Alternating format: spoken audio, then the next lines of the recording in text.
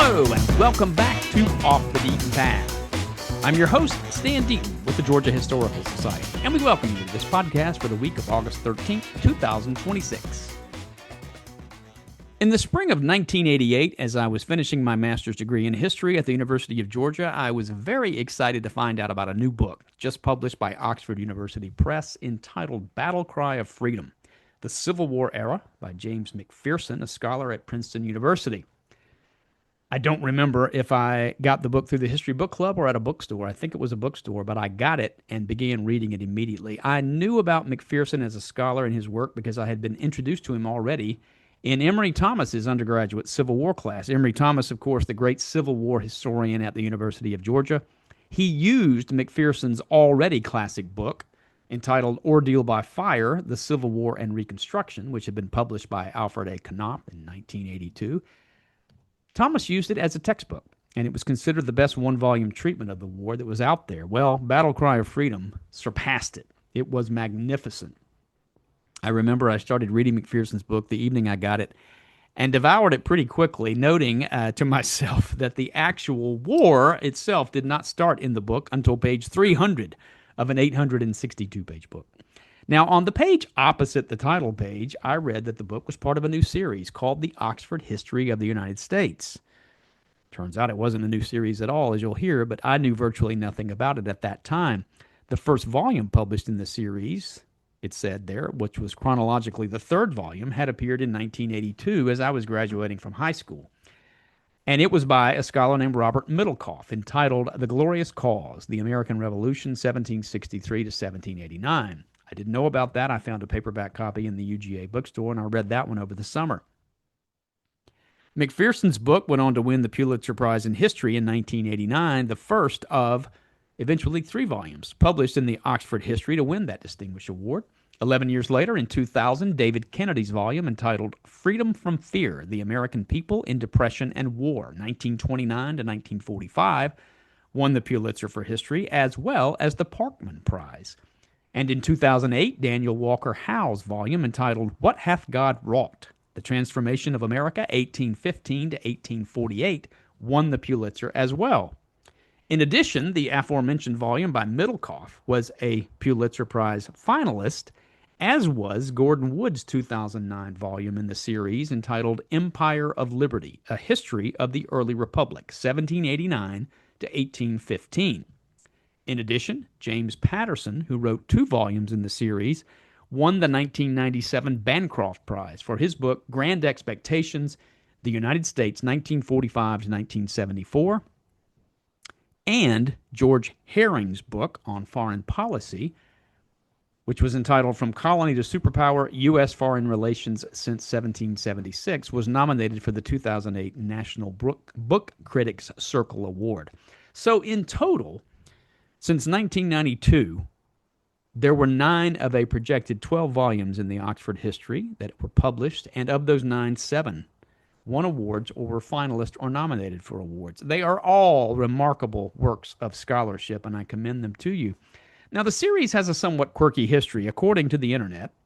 The series was conceived in the 1950s and launched in 1961 under the co-editorship of 2 very distinguished historians, Richard Hofstadter and C. Vann Woodward. Hofstadter died in 1970, and Woodward continued as editor until his death in 1999, and the series has been edited since that time by David Kennedy, who, as I mentioned, is an author of one of the volumes in the series. He is now 85 years old.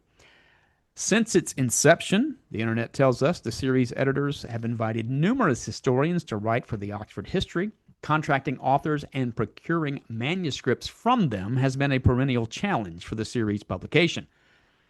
No author originally commissioned to write for the series ultimately went on to publish a volume with the Oxford History. Multiple authors have withdrawn from the series for a variety of reasons, including health and age, and more than once, the editors decided to ultimately reject an author's manuscript submission on the grounds of it not fitting the series. Now, if you want to read about who those authors are and what the books are, because many of them, most of them all went on to be published and are quite famous and quite good, you can do that. You can find it on the Internet. I'm not going to talk about them here. Now, as I mentioned, the first book was published in the series in 1982, 20 years after its conception. Oxford University Press's original idea was to publish 6 volumes covering chronological eras and 6 volumes treating specific historical themes. The planned volumes changed. They added more chronological volumes, and the planned volumes on economic and intellectual history were canceled. As I mentioned, though, there was a standalone volume on foreign policy.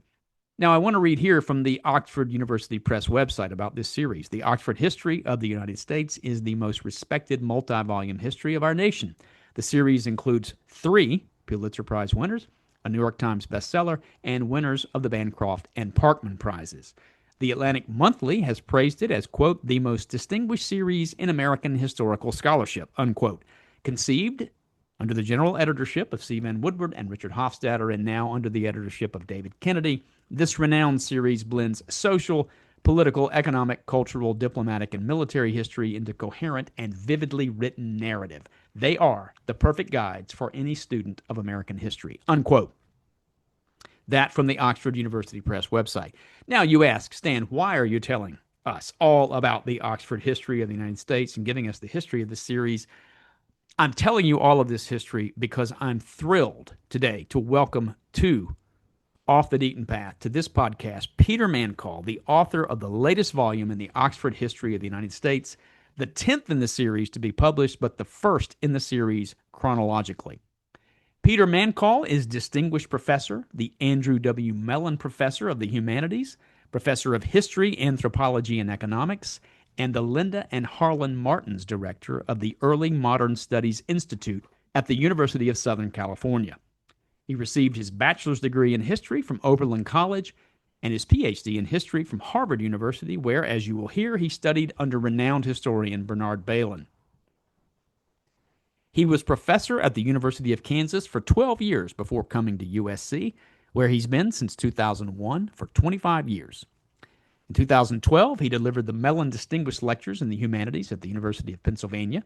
He is an elected fellow of the Society of American Historians and the Royal Historical Society, and an elected member of the American Antiquarian Society and the Colonial Society of Massachusetts. He was also the Harmsworth Professor of American History at Oxford University in the 2019 and 20 academic year. Peter Mancall is the author of 7 books, including Deadly Medicine, Indians and Alcohol in Early America, published by Cornell University Press in 1995, Hakluyt's Promise, An Elizabethan's Obsession for an English America, published by Yale University Press in 2007, Fatal Journey, The Final Expedition of Henry Hudson, A Tale of Mutiny and Murder in the Arctic, published by Basic Books in 2009, Nature and Culture in the Early Modern Atlantic, published by Penn in 2018, and The Trials of Thomas Morton, an Anglican lawyer, his Puritan foes, and the battle for a New England, published by Yale in 2019. His latest book, and the one he is here to talk about with me today, is entitled Contested Continent, The Struggle for North America, circa 1000 to 1680, published by Oxford University Press on June 1st, 2026. As I said, this is the first volume chronologically in the Oxford History of the United States. It is a grand synthesis of scholarship on this period over the last 60 years. It is deep analysis. It is vast in its chronological scope, its geographic scope, its historical scope. It is narrative history at its best. I read all 691 pages of text, every footnote, and the 23-page bibliographical essay, and it is magisterial. I predict that it will continue the tradition of award winners in this renowned series. I'm very pleased to have him on this podcast. My conversation with Peter Mancall begins now. Peter Mancall, welcome to our podcast. Oh, thank you. I'm delighted to be here today. You have written a brand new book that is chronologically the first volume in the famous Oxford History of the United States. The first thing I want to ask you is, writing this book, or at least publishing this book in 2026, the first volume of the Oxford History, famously Robert Middlecoff's Glorious Cause, a wonderful book also, came out 44 years ago.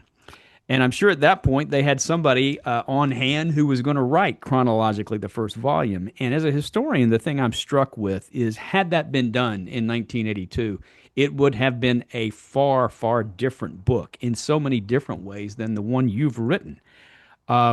In your historiographical essay at the end, you confined the discussion to books published since 1992, the 500th anniversary of Columbus.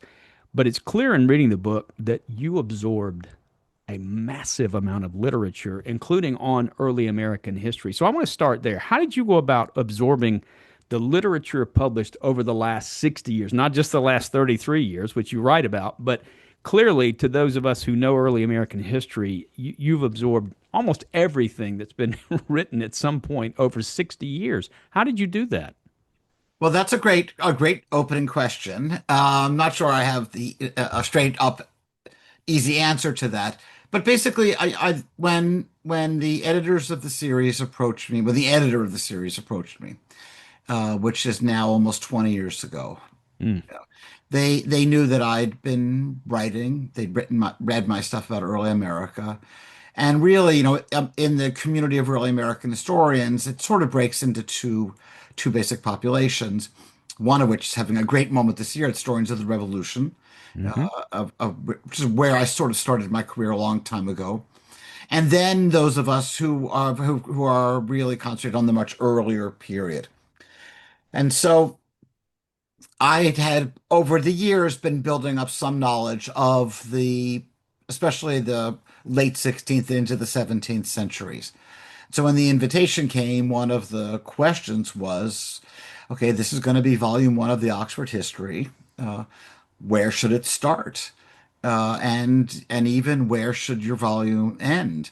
And when I agreed to do this, to write this book, there was under contract an 18th century volume. It turns out it's still not been written for various reasons. And so I knew there was going to be something that would follow me. And so that took a lot of pressure off me.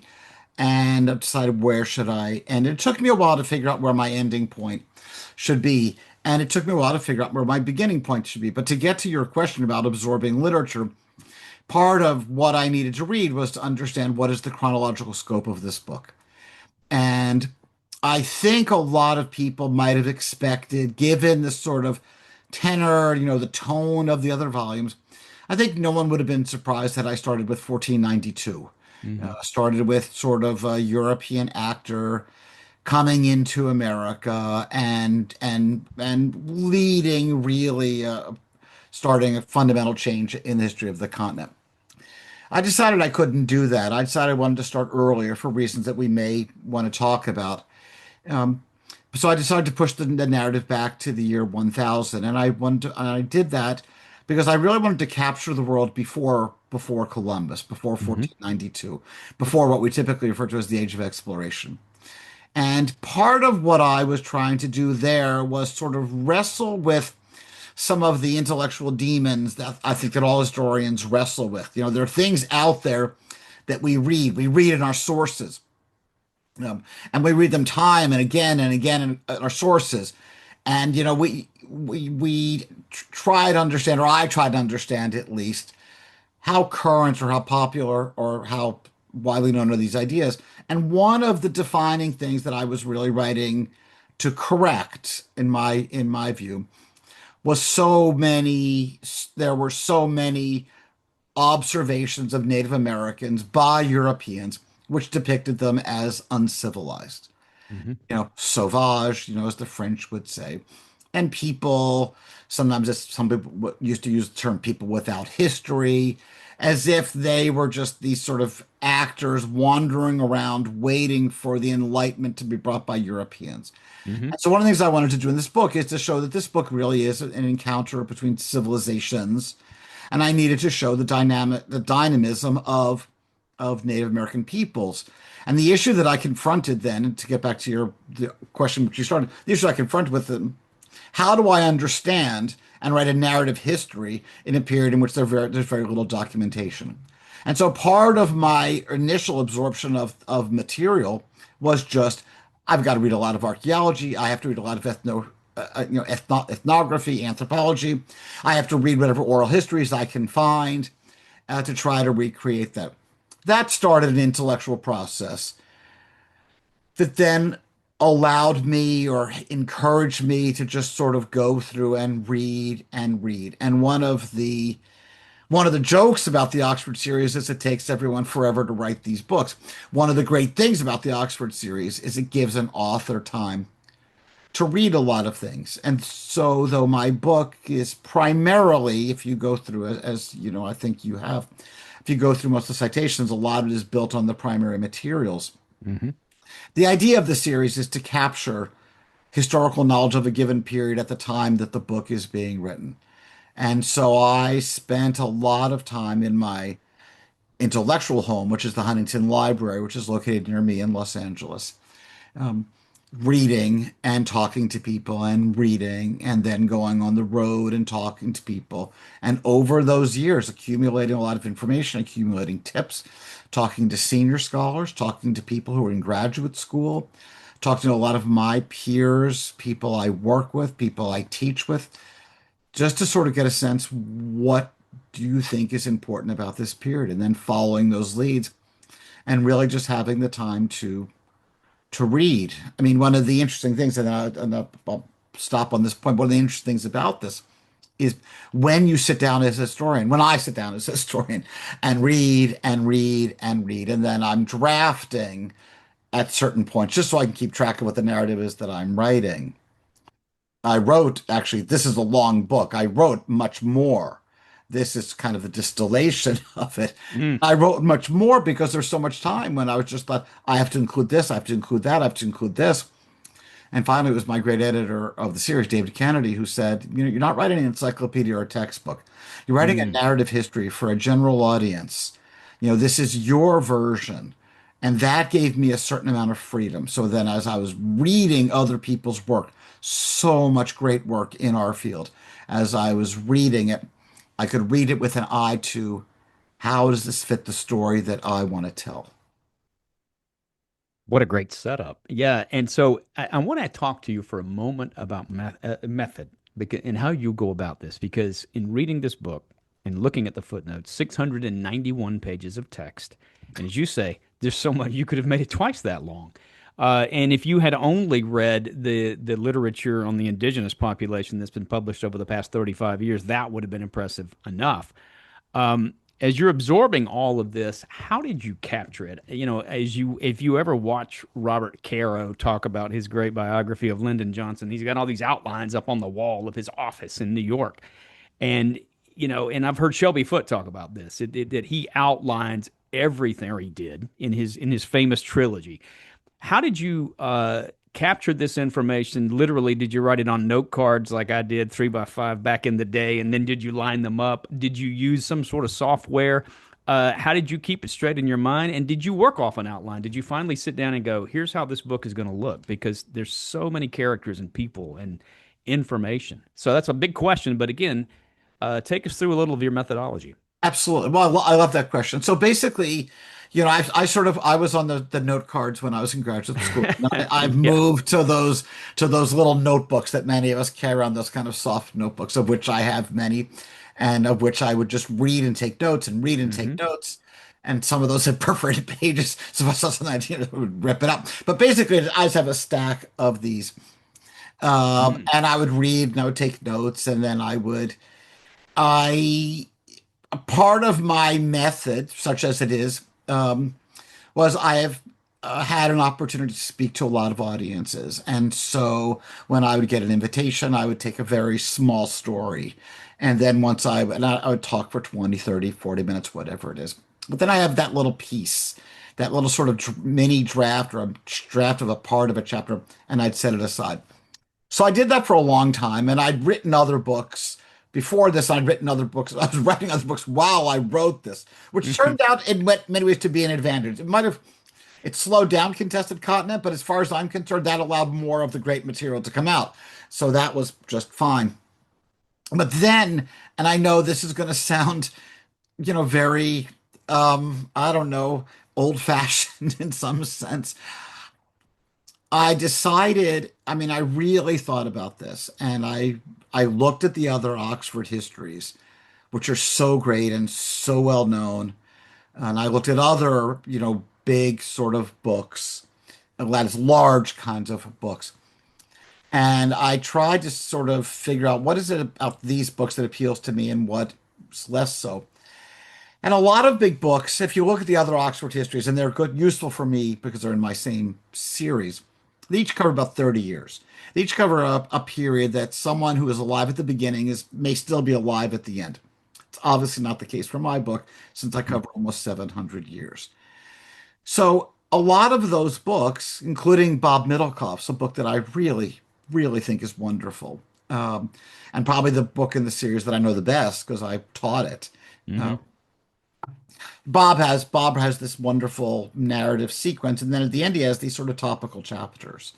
Uh, and I decided I didn't want topical chapters in that sense. I wanted to see, could I write a sequence? Could I go from more or less, for the sake of argument now, the year 1000 to the year 1680? And so my organizing scheme was every time I would read something, I would sort of insert it into an outline when it happened.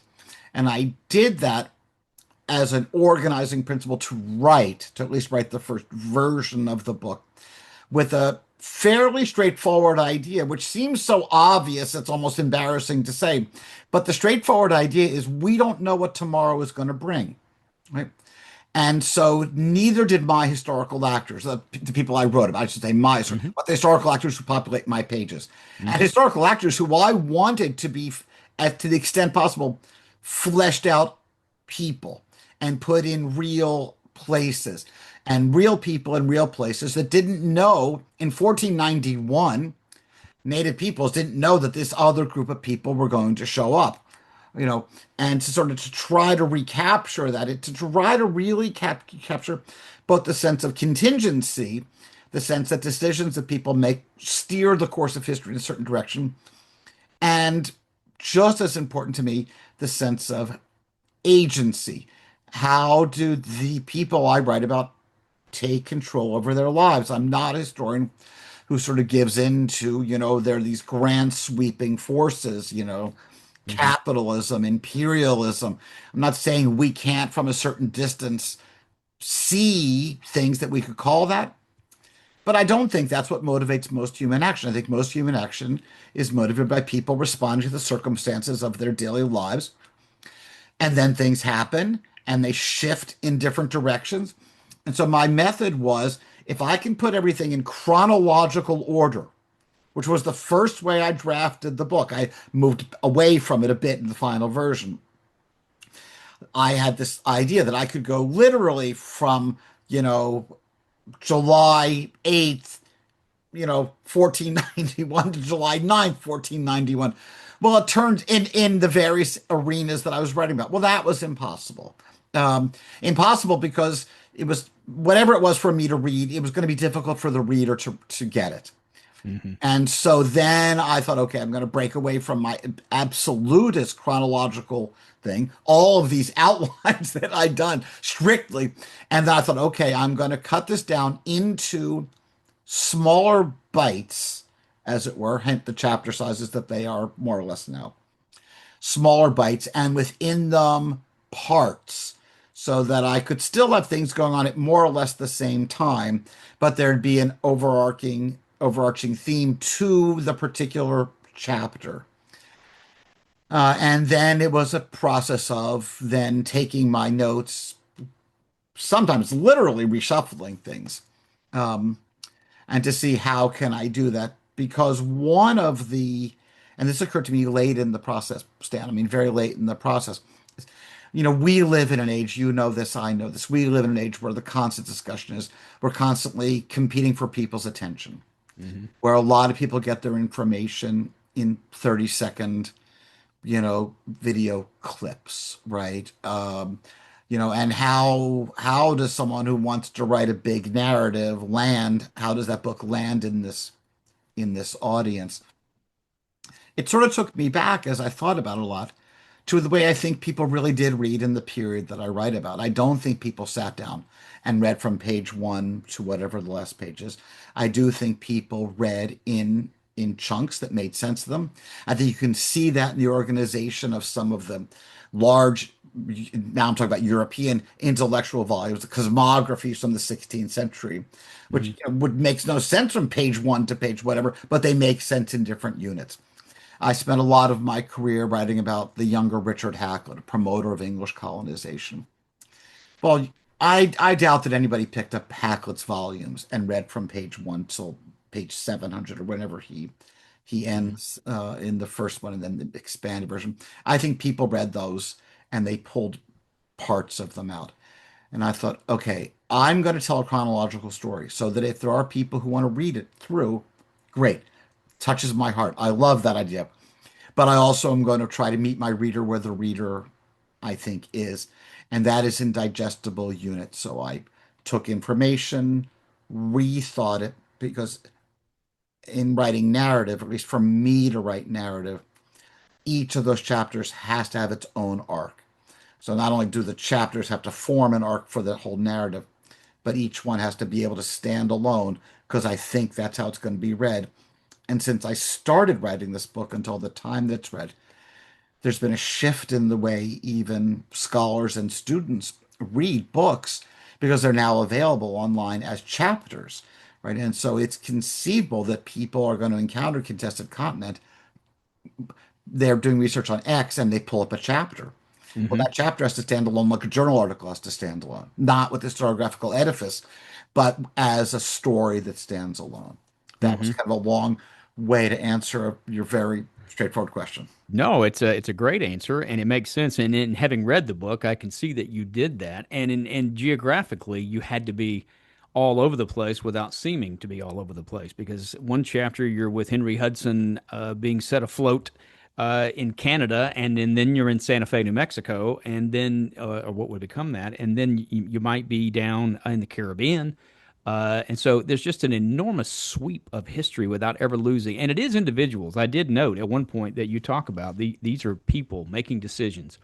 The other thing, before we get really down into the meat of this, that I want to ask you about, that you clearly made a decision about, and it may run through all of your scholarship from the beginning, but you're writing about a period in which, to boil this down, people are doing things to other people. They're passing on germs. They're enslaving them. They're waging war upon them. They're killing them in horrific ways sometimes. They are committing crimes against other people in ways that we know about because the scholarship has been quite clear over the past 60 years. This is people taking possession of other people's lands and then killing them or waging war on them. But one of the things that I wrote down after I read this, I said, this is not a 700-page litany of crimes or moral judgment. It is balanced. And I don't mean to say that there aren't winners and losers and that there aren't good guys, bad guys, to boil that down. But you managed to maintain across 700 pages a really, I would say, even handed. You're fair to the Spanish, to the Puritans. And it's not easy to be in this day and age. Tell us about that decision and how you managed to do this and the mindset of coming to this material that some people could turn into sort of that, here we go again. This is just awful people doing awful things to other people. Right. That is a really smart question and insight. So, yes, there are a lot of terrible things that people do to other people that I describe in my book. I mean, Hmm. really, really awful things. So, I think I'm going to start answering your question by giving one specific example because it's an example which has frankly troubled me for a very long time. But in unpacking this one example, I hope it tells something about how I approached the book. And the example, which is quite famous, is what happened in what I call the Anglo-Pequot War in 1637. So, leading up to this war, English colonists have arrived in New England, the people we call pilgrims, the people we call Puritans. And I say that phrase because they didn't really use it themselves, but Hmm. there's a shorthand. So, for the sake of argument, let's call them pilgrims and Puritans. So, they arrive, pilgrims in Plymouth, the Puritans in Massachusetts Bay. And as their population grows and it puts certain pressures on native peoples, and among other things, there had been a devastating epidemic in the region from 1616 or so, 1617, 1619, which really reduced the population of coastal populations in northern New England, in much of New England. Um, so those communities have already shrunk as a result of that. The Europeans, the English in this case, arrive. The English have accumulated debts to pay for their voyage. They need to figure out how to pay that off. That's one of the part of the stories that we don't tend to talk about. It's like they live in a real world with real economic need. Um, and so they decide, well, they need to have the fur trade. Well, they're not very good at trapping, and they figure out the colonists figure out pretty quickly the best way to get furs is to enlist the support of native peoples, and they establish commercial relations separate from my story. But those relations are there. Well, at some point by the middle of the 1630s, there had been at that point a terrible smallpox epidemic. William Bradford describes it in really graphic detail in his book, Upland Plantation. Colonists got colonists came to the conclusion that some of the native peoples in the areas, particularly the Pequots, were going to form alliances with others, notably the Narragansetts, against them and drive them out. And at that point, despite despite the loss of native populations are still very substantial in southern New England. And this is, if one believes that these people are going to gang up together, it's realistic to think that could have happened. So the English then formed an alliance with the Narragansetts. It's all the setup, and then they go to war against the Pequots. And then and this is the moment I want to unpack, and this is the moment that I spent a lot of my career trying to understand, is the English surround a native community on the banks of the Mystic River in 1637 with Narragansett allies. They set it on fire and they shoot the people that come out. And by their account, by the colonists' account, they kill 400 to 700 people in a single night. And by their documents, which I've found and put together, it seems evident, I can't prove this, it seems fairly evident that many of the adult men, that is, the warriors, are not there at the time. And so by implication, the people who are being killed, murdered, I mean, I sort of, what words we use here, are elderly, are children, uh, women as well as men, right? So, I mean, this is by any measure, sort of what we in the modern day would call a crime against humanity, right? I Hmm. mean, Hmm. this is inexplicable. And Bradford, as he writes in Upland Plantation, which is really an amazing text that we should read as a text. I mean, it has horrific things in it, but it also has deeply positive, hugely positive things in it. And one of the things that you read in that is that this group of religious dissenters, these Protestant dissenters, who left England because they were persecuted, right? So in some sense, though, they are the perpetrators of this crime. In their own mind, they have been victimized before. So they come over, they cross the Atlantic Ocean. The Pilgrims, in particular, have a terrible first year where half of them, Bradford tells us, die over the first year. So it's not like everything has been great for them, and now they see this menace on the horizon. So, how do I explain the mindset that allows people with guns to shoot at children or elderly people fleeing a village for their lives? So, how do I tell that story? Well, I can tell it as I'm sort of telling it now, as this is a moral outrage, right? And we have to condemn this, right? But my a strategy, I hope, in Contested Continent is, yes, I'm telling the story because it's horrible, but I'm trying to explain the story because, as Bradford tells us, the English believed that everything was the unfolding of a divine plan, and that these particular English, were the agents of, as they thought of God, of their God, you know, they're doing what their God told them to do. And as Bradford talks about it, these people, the Pequots, were this haughty, proud, defiant, dangerous population. And God basically said the plan was to do this. Now, we can step back, as many historians have, and said that is an after the fact justification for slaughter. Okay. I don't deny that that's an interpretation of that, right? Hmm. Because Bradford does write that after the moment, and other English who write about it also write about it after the moment. But at the same time, their written descriptions, which come to us so vividly, do provide insights into it. And though I do not, as a person, believe this was the unfolding of a divine plan, I do think that the English had agency there. I think the English did control what happened there. I think that to tell this story and to make them not these kind of cardboard demons but to tell them as a way to understand how could people on the one hand say they are creating communities to follow their faith, to do things which, we would say of other communities, well, we support, if not applaud such a thing, that we appreciate that vision. How can these people then do terrible, terrible things? And I think the trick is to try to explain it. So you were right in the way that you framed that question, that I could have taken a very different tone in this book. But if I take that tone in this book where I'm just sort of condemning people, and there are people across in all groups who do things which I would think are not good. Um, I don't think that tone helps us really understand any given period. I think that um, I think that we as historians have some responsibility. Society says, okay, you can be an historian, you can work doing what you do, which is to tell stories about the past. And you do that in ways that make sense for your kind of career. I think we owe it then certainly to our readers, to tell them a nuanced and a story of the past which tries to get at why people did what they did. Not just say what you did was evil, but to try to understand why they did it, why people who in other parts of their own lives are doing things which we would not necessarily see as evil. How can they do this?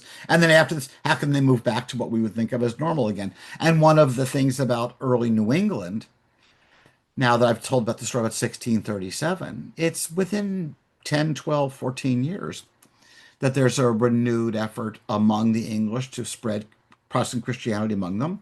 That John Eliot works with a native scholar to translate the Bible into language we now know as Wampanoag, used to be called Massachusetts. Um, that there were efforts to sort of not to take 1637 as the start of an exterminationist campaign, but 1637, to the extent that we can get back into the 17th century, is a chapter, a bloody, terrible chapter, but of a people who did not see the inconsistency between that and then trying to work with and live next to native peoples a few years later. And then there would be later tensions and things would explode again. But as I say, no one knows what tomorrow brings. And so 1637, the utility for us, for me, in telling this story to a big audiences is, among other things, it draws very clear distinctions between native peoples who too often get lumped together in stories of the American past as there are Europeans and there are natives. And this still permeates our language. There's still people talk about the Indian Wars of the 19th century. You know, Hmm. one of the reasons that I've been really pushing calling this the Anglo-Pequot War of 1637 is to say that the Pequot War is sort of a term of the victors against the others. And we already referred to the Anglo-Powhatan Wars of the early 17th century, and I think we need what we call things matters. So Hmm. anyway, I try to use the documents available to even understand actions which I find abhorrent, because Hmm. I think that's what we as historians need to do. We need to understand human action. I don't see my book as a celebration of this early period. I Hmm. see my book as an analysis, as an interpretation of this Hmm. period. Absolutely.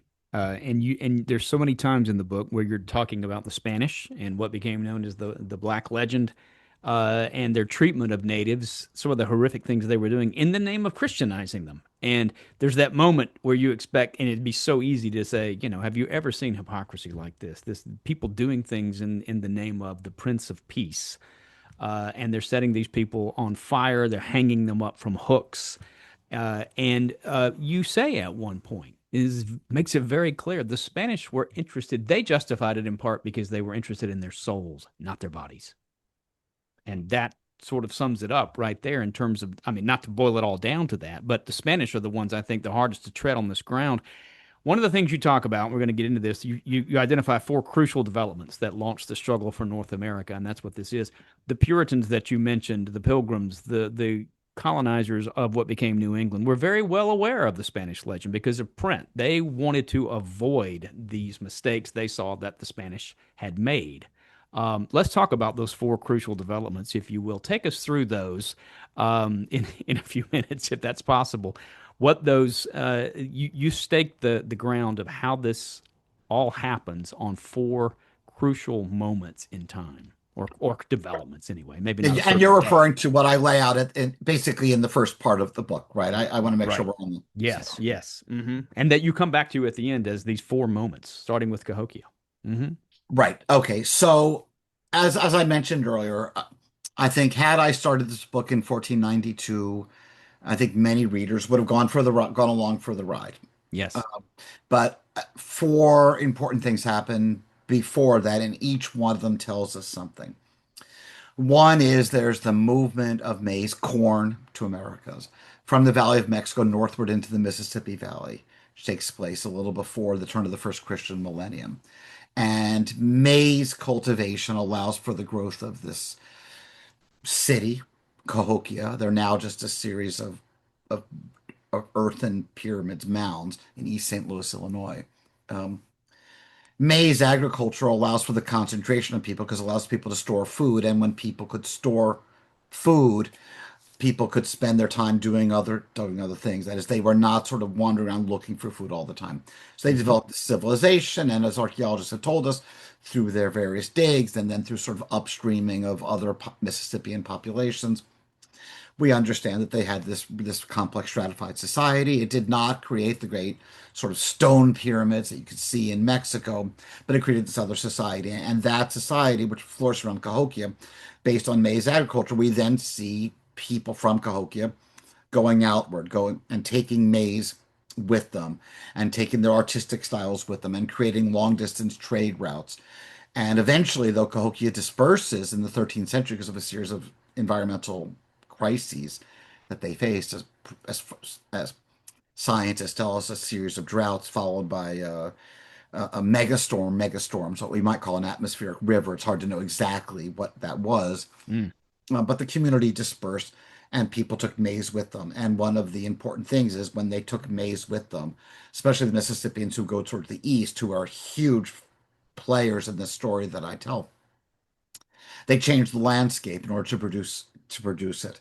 And so this landscape at one point, I refer to this landscape as old but not ancient, and it's trying to suggest this movement of maize, first to Cahokia and then outward, this dynamism in indigenous peoples. Now, there's other economic activity elsewhere in America, which is also dynamic, but this is the one I focus on because maize agriculture changes the look of landscapes. And so when Europeans eventually get to Eastern North America, a place which I talk about quite a bit in my book, they see a landscape that they think is a natural landscape, but that's a landscape which has already been completely modified by human agency. And having native people shape that landscape before Europeans get there is a very important part of the story. And having maize be a central figure in it is also a marker of of indigenous ingenuity. I mean, maize is not something like it's not like tobacco, right? Where you can sort of cultivate tobacco and you can get a better strain of tobacco. That's fine and good for those who consume tobacco. Maize is something that developed over generations of selective breeding of these plants, of having faith that you're going to go season after season and make it better and better. So there's a real sense of a dynamism and an improvement, and that this plant allows for the production of a stable food supply, which then allows people in North America to start to build cities. Okay? That's the first of the major developments.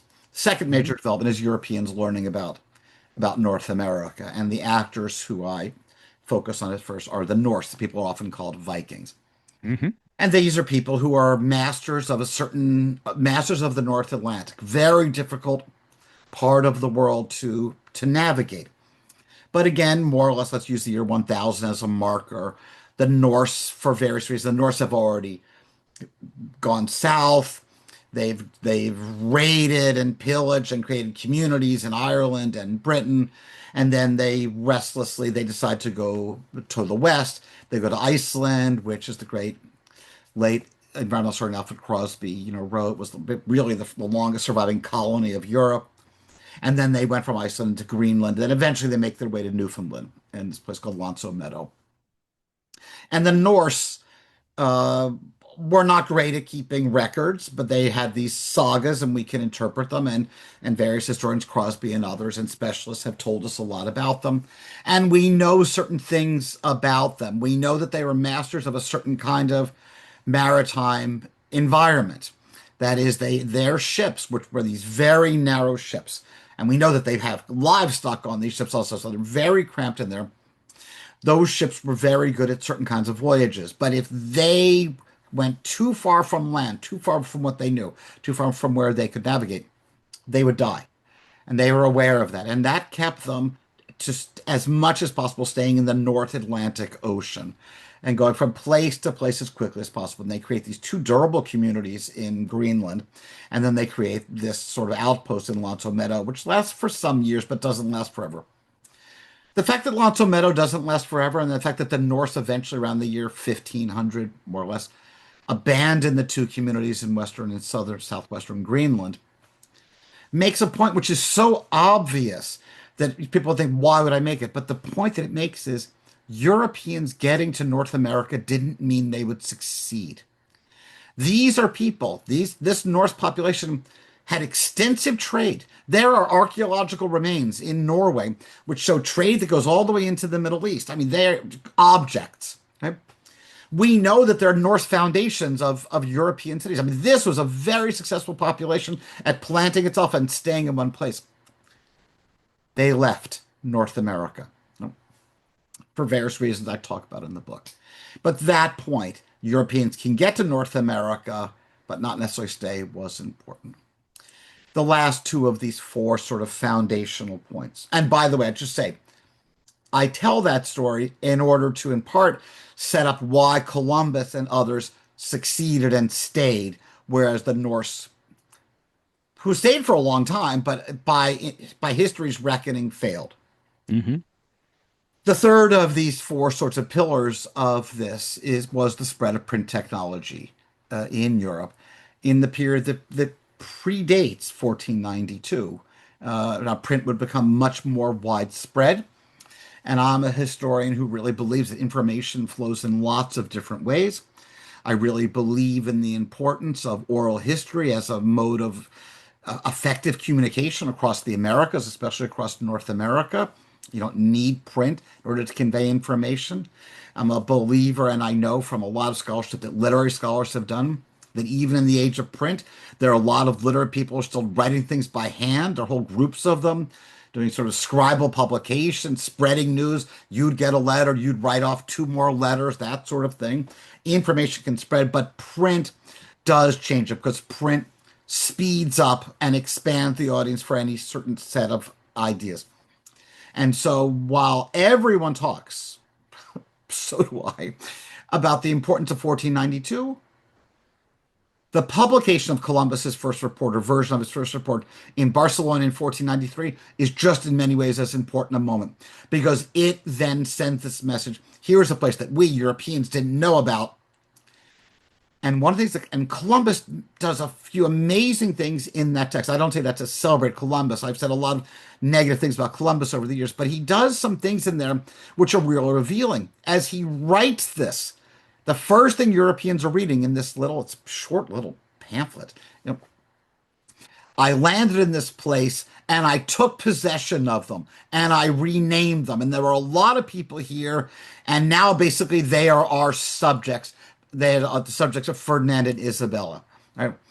By what measure? By what, does he do that? Very quickly then, after the publication of that, and there had been Portuguese exploring the Atlantic, very quickly there's formulation of a principle which become embodied as we know it in the Vatican endorsed doctrine of discovery, which basically says that if Europeans go to a place where there's not already, as the word they use, a Christian prince possible, they could lay claim. It gets more complicated. We think, well, how are Europeans dealing with people in Southeast Asia? But that's a separate story from the one that I tell here. But print, Columbus's first report, by the end of the 15th century, that is in the 7 years from 1493 to 1500, that is translated into multiple languages, printed multiple times, and all of a sudden a lot of Europeans are on board. And so while there had been, well, Columbus and his brother Bartholomew had been going around the continent saying, hey, we want to sail west because we think it's the fastest way to get to the Spice Islands of what they called the South Sea, we would call the Southwest Pacific Ocean. And a lot of people are saying, no, print then says, oh, look at this world that exists, this world of, as Columbus describes them, people who we can get along with, people who we can kidnap, essentially enslave, these resources we can harvest. They're very simple minded, so we can trade with them and we can do all these things and we can expand Christianity. And he is writing, Columbus is writing a time when before the Reformation, there's a unified Christendom at this point. Right? And so a lot of other people want to get in on it. The fourth of these pillars. Um, is when European crusaders came back in the Middle Ages, as they tried to reclaim, as they saw it, their holy land, they brought back sugar. And Europeans fell in love with sugar. And they understood that sugar could only be produced in certain places because it needed a certain environment. And sugar also needed a very durable labor supply because sugar is back-breaking work and very difficult and very hard on the human body. Well, that desire for sugar predates Columbus, and the desire for sugar became evident in these islands, sometimes called mid-Atlantic islands. These are islands that are west of Africa, where Portuguese explorers um, had found um, and and realized this is a great environment. And then they set about how do we produce what we want to produce here? And that led them to start to enslave Africans. And so these four very different things, the movement of maize, the arrival of the Norse and then their leaving, the spread of print culture, and then the idea that one population can force another to work for them, that one human being can own another human being. And there's a lot of ambiguity in what slave enslavement meant in these periods, at least documentary ambiguity. These four things became through lines of contested continent. And I hope that at the end of the book, people are still seeing native as well as other people's ingenuity and inventiveness and agency. People are seeing that Europeans getting to America, contrary to the American myth, doesn't mean that they're going to succeed. That how information circulates is often as important as what happens on the ground. And that during this time period, Europeans came to embrace the most exploitative labor system that we know and to claim others' bodies and lives. Those are themes that I try to lay out to say, keep in mind, these are going to come up time and again. And to repeat myself, you talk about those issues, that is possessing land that is actually inhabited by other people and enslaving other people. You still bring that deftness of touch there and explaining how these decisions were made, how whole generations of people, without it, first of all, it's clear it's a crime against humanity, but you are explaining, not condemning, and that's not easy to do either when talking about those two things. And you answered one of the questions that I had written down, which is how did the justification come about of possessing and claiming land which you call already inhabited? I mean, we see that today, and you think, and in the same way as enslaving someone, that we're going to just, these people are going to work for us without pay. And it's a process that we don't have time to go through, but you take us through the process of how this became generational, that's different from African slavery, that in passing on slavery to the next generation was really, I think, an American invention. And you sort of explain how that happened. Yes, and so part of it is, and here, go back to one of your earlier questions about, all of the literature that's come out in the Mm-hmm. last half century or so. I am a huge beneficiary of just so much work done to understand encounters in Europeans and Native peoples, and that discipline, that subfield exploded around 1992 for the 500th anniversary when there was just and that so that interest begins. You could go back into the 1970s and 80s, people getting ready for 1992, Hmm. and then 1992 opening up all sorts of questions and so many new ways of thinking about things. So I'm a beneficiary of that. And then I'm a huge beneficiary of just the enormous energy, inventiveness, which has gone into try to understand enslavement in the early modern world. And I would say, for early modernists, certainly for early modern Americanists, that has been one of the, if not the dominant topics, in recent years. I mean, part of my wanting to stay on top of the literature is this literature kept coming out. And part of one of the things that really benefited me, was as people dug deeper and deeper in trying to understand enslavement, they broadened their geographical focus about what areas they should be looking at. So there's Andre Sentis's great book about native slavery. There's Brett Rushforth's fantastic book about indigenous slavery. And then there's any number of many works about the West Indies, including by my late friend Trevor Bernard and many others who really dug down and who explained and allowed me then to benefit from the stories that they had already told. So keeping up in that literature, which keeps coming. It's not like these literatures stop. But I was a beneficiary of that, and in part it helped me. It was necessary. And to go back to the point that you just made, Stan, about slavery moving from someone being taken captive and their body being transported against their will, their families being separated and whatever. That is about their individual body. How you go from that to the idea that their children should also be enslaved was not obvious. And one of the ways it's not obvious, I hadn't really thought about putting these together in this way. One of the ways in which this is not obvious is if you look at the debate that English people have in New England, especially after Metacom's War in the 1670s, where, among other things, they've sort of tried to destroy the indigenous people who resisted against them. But then they capture a lot of others. And at one point, they have a debate. What do you do with a 9-year-old boy, right? He was not involved in this rebellion. Do we visit the sins of the parents on the child? I mean, they have this debate. They're quoting scripture back and forth to each other. Mm. And then they say, okay, let's sell them into enslavement. Well, that's happening in a colonists against native encounter. By that point, that's the 1670s. By that point, Europeans, English and other Europeans, had moved towards what we then understand and we sort of think is what slavery must always have been like.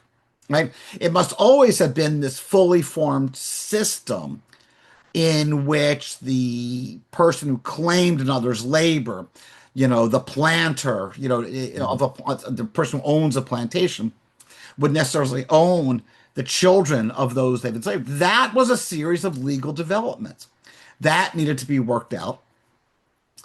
If you get deep into this, it takes you away from trying to figure out just that legal question, that vital legal question, into other questions which are very hard still to wrestle with. So if you look at Barbados, so the English arrive in Barbados in 1627. By 1627, Barbados does not have a native population. It's been wiped out by disease and things have happened.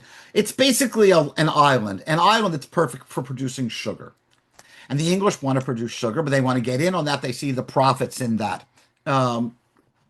And so they decide, okay, who's going to produce the sugar? Well, that is the English, we have all these Irish people we're not very happy with. Under Elizabeth, the English lay claim to a very violent conquest of Ireland to try to capture some of the brutality of that as well. And they force Irish people, mostly men, to Barbados. There's a term, Barbados, but they decide that this population, for whatever reason, is not reliable, is too dangerous. And so they make the decision to embrace the slave trade and to bring captive Africans there instead. And by doing that, then they sort of advance legal understanding of what enslavement means, certainly in the Anglo-American world. And then Barbados, because Barbados becomes this engine. What happens in Barbados then spreads to Jamaica after the English claimed Jamaica in the 1650s. And then those ideas would spread to Carolina in the 1670s. And by then, of course, there had already been some enslaved Africans in the Chesapeake region. But these things, this is part of what Contested Continent, I hope, does is to show this was not known in advance, and this was not, to use the great late historian Winthrop Jordan's phrasing, this was not, in my mind, an unthinking decision. This was instead a series of decisions responding to circumstances as they evolved. And it ends up producing, by the end of the 17th century, by the end of my period, the end of the 17th century, white Virginians being able to say, what is slavery? Slavery is something that is done for only people of African descent. Slavery is permanent, that is, there's no contract to it. And enslavement, the child of an enslaved woman is the property of the planter also. Those ideas, they might have existed in some amorphous form. That basically becomes a law. So what we think we know about slavery in the as it existed in the 18th century and into the 19th century, I hope I explain how that happened. And I can Mhm. only do that because of all the great work that's been done on that topic over the past half century. But you still had to synthesize it, and you do that very well. As to repeat Yeah. myself again, it's a massive amount of literature. So to be mindful of your time, I do want to ask you. One of the things that's clear at the end, and there's a lot of actors here we think of as European. There's Spain, France, England, the Dutch, the Portuguese, to name just the primary actors here. Not to mention, of course, what's happening, as you put it, the four continents touching the Atlantic Ocean. You sometimes dip down into Spanish into South America, right? To talk about Peru, you spend a lot of time in the Caribbean. Thank you for mentioning that as well, and including Bermuda and the Canary Islands, and it's just so impressive. But so Peter, why did the English in the end, as we would put it, succeed? And I put quotes around that in establishing permanent colonies that put down deep roots that established governmental and social and political and economic institutions that not only survive, but that we are still dealing with today in a way that I think, to generalize, that the Spanish, the French, the Dutch, the Portuguese were not able, or nor the Norse were able to do. What was it about these people? We're going to throw it out. It's not because they were superior already or because they came from the institutions were already democratic or republican or something like that. Tell us if you can, in a short amount of time, that Okay. it leads up to this. But you understand where I'm going with that. No, I think that's a great question. So without digging, without getting too much in the weeds, I hope people will read Contested Continent. We'll get Mm-hmm. Mm-hmm. some of the tasty plants among the weeds out over there. If that's a bad metaphor, but you get my point. Yes. Um, the one of the points I want to make in the book, I alluded to this when I talked about the Norse, is the arrival of Europeans in the Western Hemisphere doesn't mean they're going to succeed. Mm-hmm. Now, that seems obvious, but there are three grand narratives which all suggest that they had to succeed. The first grand narrative of the people, of the explorers, of Columbus, and of those all the way through Bradford is that this was a plan of God, right? God wanted Europeans to take over. Okay. The second grand narrative is the American grand narrative of the 19th and 20th century of manifest destiny, right? Mm-hmm. That the United States was so amazing in all its ways, right, that there was going to be this to those people, to Turner and others, this inevitable spread of this place across.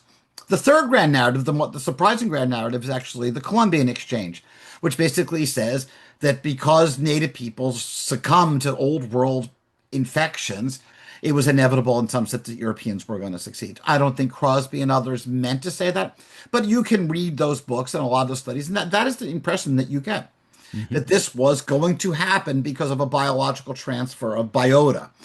Um, okay, I don't subscribe to any of those grand narratives. Of course, disease mattered. I'm not disputing that. I talk about diseases in my book. But the question you ask is, why do the English survive so well? And part of it is then it allows us to dig down to say what is different about them than, say, other Europeans. And part of it has to do with who the English are and when the English are arriving. So even someone with casual knowledge of American history has probably heard of Roanoke. right? Roanoke, this sort of famous lost colony on the outer banks of Carolina that disappeared. Right? What happened to the colonists of Roanoke? Well, there are a lot of sort of failed places. Places the English went and they thought they were going to establish colonies. Martin Frobisher thought there was going to be a mining colony in modern day Nunavut. Some English thought they were going to plant a colony on the coast of Maine, right around the time of Jamestown. Other people, French and Spanish, both thought they were going to plant colonies on the Atlantic coast of Florida in the 1560s. Um, the English were convinced they were going to have successful colonies in the Orinoco. That was Raleigh's great passion, or along the Amazon. These things don't happen, right? So I mentioned them, especially those English ones, to say that the English don't always know the formula for their success. What happens in what becomes the mainland colonies of of North America, of the United States, right? Those, so what eventually would lead to the 13 that rebelled. Hmm. These are products of places that even from the earliest moment, starting with Jamestown in 1607, though Jamestown, the first English to go there, are all male, men and boys, right? The English very quickly realized if they are going to establish a colony, there need to be women there.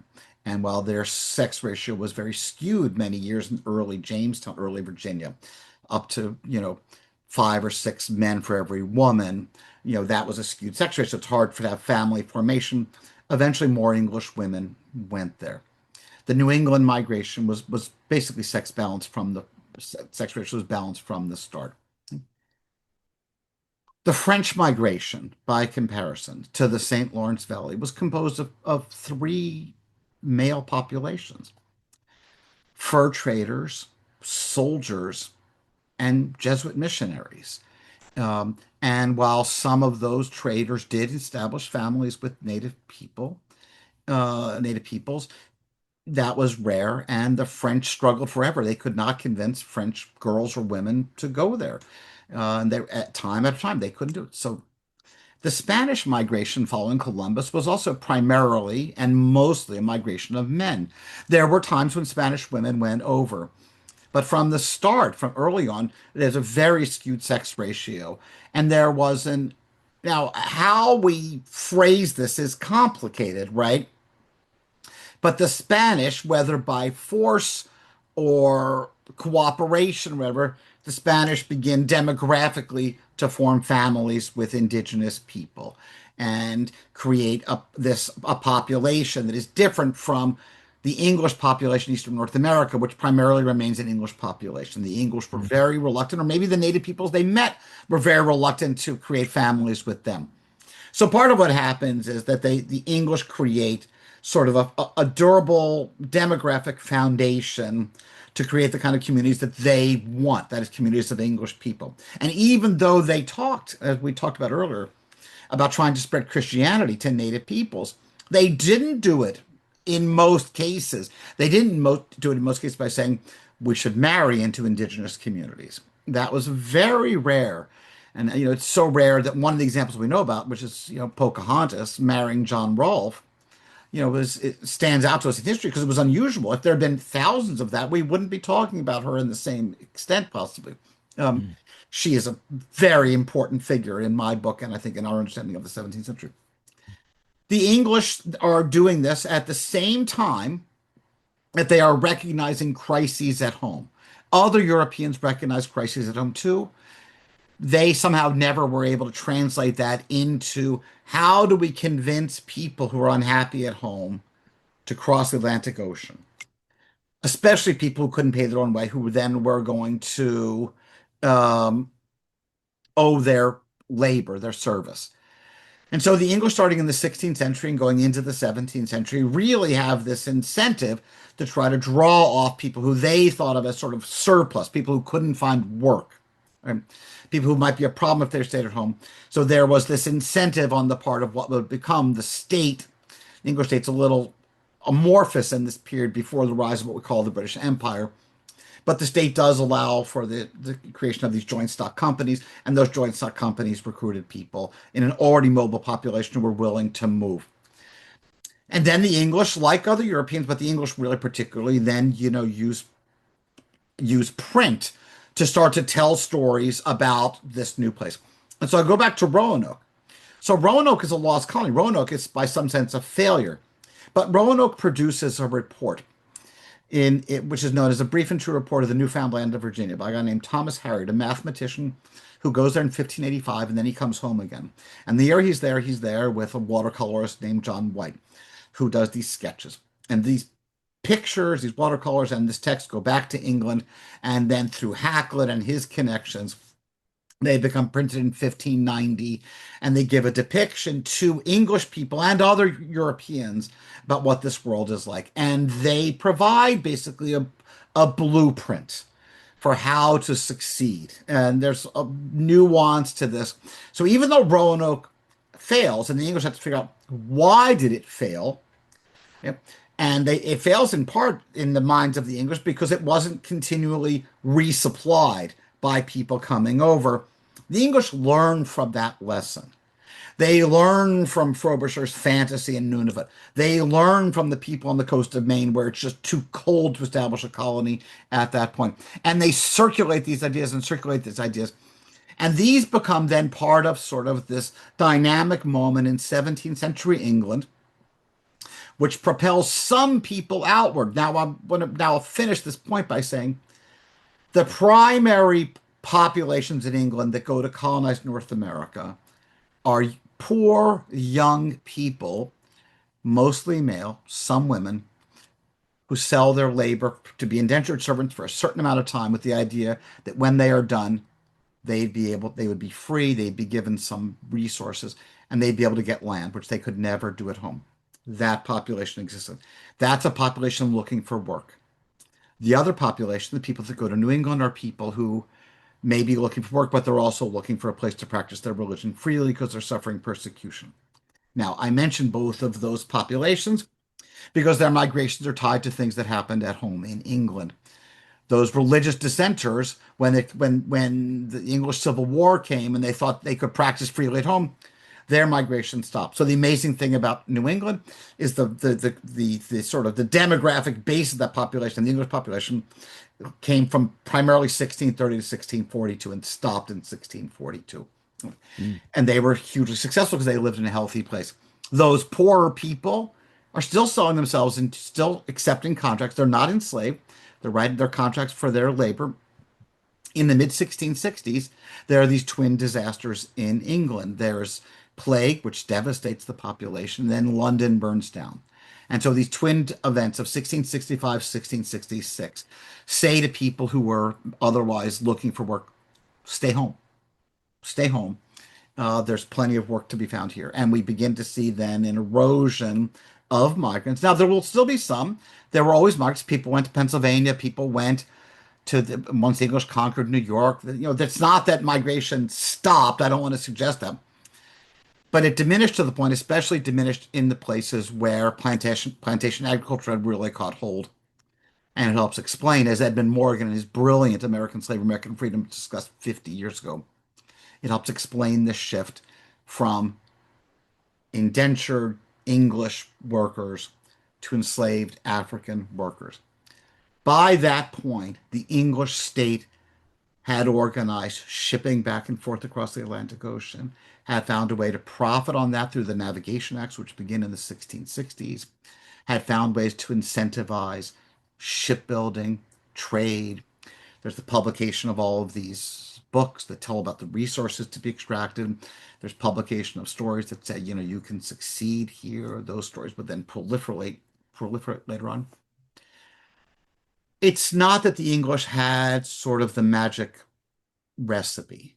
Mm. It's at various circumstances, which can be hard for us to understand. Like, why did the English do so well and the French were a lot more reluctant and whatever? And we could argue that the Dutch would have actually had an experience parallel to the English, but the Anglo-Dutch Wars led to the English conquering basically what becomes New York, right? And so, although the foundations of Manhattan, the colonial foundations, that does produce the most diverse population. So it's possible, in our grand scheme of things, we should have the Dutch alongside the English as Europeans who figured it out, but then through politics just didn't end up conquering in the long run.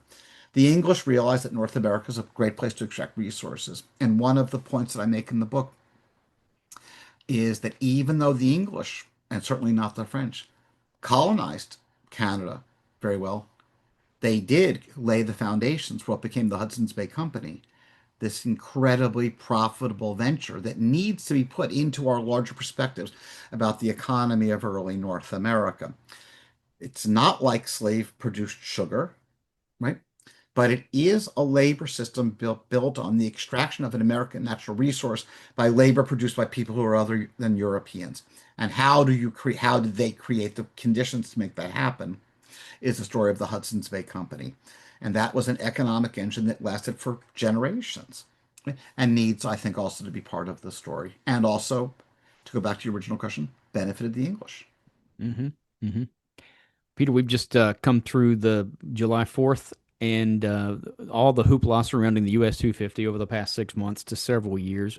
Um, as a final question, what do you want current Americans in this moment as they look back beyond 1776? What do you want them to take away from their colonial past, from from the contested continent? What do you think is the big news for people today? Okay, I love that question. The answer to that question is actually embedded in the title of my book. I want people to come away with the idea that this was a place that was argued over, that people struggled to claim, that it was not obvious which way history was going to go. It was not obvious that certain populations were going to lose their land. It was not obvious that certain people were going to become enslaved or that some would become enslavers. These things were not obvious. We need to put away the grand narratives and begin to look, and we need to populate our histories with real people. Now, I have been saying in the year of the 250th that obviously the Declaration of Independence is hugely important, and the creation of the United States as a legal entity is hugely important. Those things happened, and you see this embedded in the debates that the founders of the Republic had. Oh, they're wrestling with things that happened much earlier. Uh, you know, by the time of the American Revolution, it was well established that Europeans and then their successors, if we want to call them Americans, right, but that nature existed to have its to be uh, for resources to be extracted. Right? That they're the origins of our modern environmental crisis lay in that idea towards nature. Yes, that existed in other parts of the world, but you can really see the North America as a laboratory for that. You can see North America as a laboratory for what the drive for profits does when it leads people to create these systems of capture, slave trade, and enslavement and brutal conditions. These things predate the United States, and the founders wrestled with that. And then, of course, 2 generations later, there's the Civil War, right? Um, I want people to not think that when Columbus or Captain John Smith or John Winthrop or any of these other famous colonizers who I don't celebrate in the book, but I do hope to describe as real people responding to real things. I want people to realize that even though they became important figures in the way that we tell the story of the past, they are individuals among very large populations, and we need to understand as many people as possible. And we need to be open to sort of reading the past, reading the documents that early Americanists look at, to try to understand that lived human experience, because it was not inevitable that Europeans were going to conquer the continent, and it was certainly not inevitable that there would be a United States. And I think understanding that deep background, understanding the context for this continent, helps put those things into, I hope, a more complete historical light. Mm-hmm. Last question. I can't let you get away without asking you this. And I could have started with it. You were a student of Bernard Bailyn, who was one of the towering figures of American history in the 20th century and really even into this century. How would you describe his influence on you? Well, his influence on me was enormous. I went to graduate school thinking I was going to do 20th century American history. I walked into Professor Miller Budd seminar and just saw this whole world open up. And though my work my work intersected with one of the strands of his career, the sort of the later strand of his career, where he moved from sort of the ideas of ideology and politics towards the importance of migration. That's actually where my work sort of started. And he, we have different, we went in different directions, obviously, but it is really, he was a great influence. He was a great writer. He really helped me in how to tell a historical story. Um, but I also find it important and worth mentioning that when he went into what he called his peopling books, the last major book that he produced was The Barbarous Years. And so it's so interesting that here's a guy who many people across on the political spectrum thought it was very conservative in some sense, because he focused on the ideas of these sort of famous founders, to use that word, right? When Bud came near the end of his career and looked at the 17th century. Now, his 17th century is different from mine, and his is really about the English population primarily. And he starts with Jamestown and he goes to 1676. So we have different ways of thinking about this, but he too was wrestling with the violence of that period. And that is an important sort of thing, right? That I took from him, especially in he's writing those peopling books while I'm working with him, and then in the years in which I knew him. Right? He's wrestling with a lot of the same questions that motivated my career, which is what happens when one population moves from one place to another place. What are the encounters like, and what develops as a result of it? And Mm-hmm. if you read the Barbarous Years, you don't, you can get to the end of the Barbarous Years and you can't see United States coming, and you get to the end of Contested Continent, and you certainly can't see United States coming. Now, there are Mm-hmm. differences between us. Bud was primarily a scholar of Eastern North America, Contested Continent. The West is very important to me. Maybe it's because I live in the West. It shaped part of that. But when I'm talking about the book, I talk about the Pueblo Revolt quite a lot of 1680, and I want to put everyone, as many historical actors on the stage as possible. So he was, at the end, he was a great mentor in terms of how to think through and define a historical problem, and then how to tell a story, like what mattered. And that's, when I was in graduate school and then after, that would be conversations we would have. I would go off on a tangent and he would sort of say, tell me how that matters. And then I would sort of go back there. And, he offered advice to me, which I offer to all my students and other people. And it sounds so obvious, but it's sort of, as any of us approach a topic, it was really useful to have a title. Because once you have the title, you begin to figure out what it is that you're going to tell. That you're not just writing about this broad period, but you're telling a story about it. And the title becomes, even if you change the title, as I did many times when I wrote this book, I mean, but even so, having that, and then when we finally came, because I worked with David Kennedy and my editor at the press was Susan Ferber, when we finally came to Contested Continent as a title, it snapped on, right? And so when I did my last revisions, I realized how much of a through line the idea of contest and struggle was, and allowed me, I hope, as a writer, to sort of make that an easier line through a long book. I know I diverged from your question about Bud Balin, but No, not at all. that's That's a where that's it a goes. that's a perfect ending. The author is Peter Mancall. The book is Contested Continent: The Struggle for North America, circa 1000 to 1680. It is published by Oxford University Press. On June 1st of this year, it is the first volume in the prestigious Oxford History. I predict this book, like so many others in this series, will be an award winner. Peter Mancall, congratulations on wrestling this thing to the ground, seeing it to publication, and best of luck going forward. I know there'll be other books to come. Thank you, Stan. It's been a great pleasure speaking with you today. Thank you. My thanks to Peter Mancall for joining me on this podcast. You can find out more about his book at the Oxford University Press website at global.oup.com.